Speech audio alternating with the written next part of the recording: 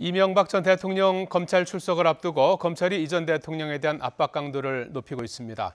이 전 대통령 측이 불법 자금을 수수하는 데 관여한 혐의를 받는 최측근인 최주중 전 방통위원장과 천신일 세종회장의 집과 사무실을 압수수색한 데 이어서 두 사람을 전격 소환해 조사하고 있습니다.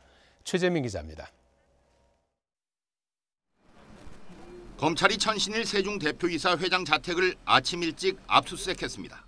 집책 하나 여기 있다가 뭐 여자분하고 남자분도 다 타시고 갔다. 그게 한 몇 시쯤 되죠? 하여튼 오전이었습니다. 비슷한 시각 검찰은 최시중 전 방통위원장의 집과 사무실도 압수수색했습니다. 이명박 전 대통령 측의 불법 자금 수수에 관여한 정황을 포착한 검찰이 증거 수집을 위해 두 사람의 문서와 장부, 컴퓨터 저장 장치를 확보한 겁니다. 오전에 압수수색을 마친 검찰은 곧바로 최 전 위원장과 천 회장에 대한 직접 조사에 착수했습니다. 검찰 관계자는 이명박 전 대통령 측이 불법 자금을 건네받는 과정에 두 사람이 특정한 역할을 한 단서가 있다고 강조했습니다.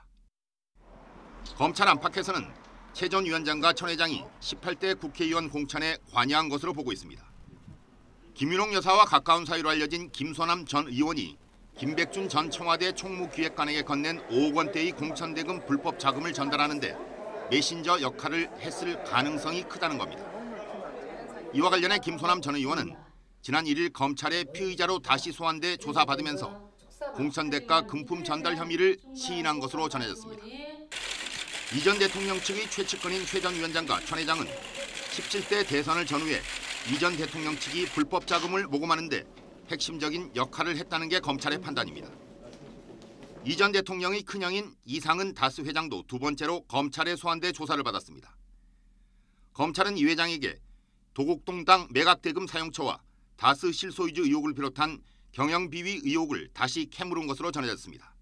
이명박 정부 시절 이른바 방통대금과 수문 실세로 각각 불렸던 최 전 위원장과 천 회장까지 다시 검찰의 수사 선상에 오르면서 이 전 대통령의 소환 시점이 이달 중순에서 더 늦춰질 가능성도 제기되고 있습니다. YTN 최재민입니다.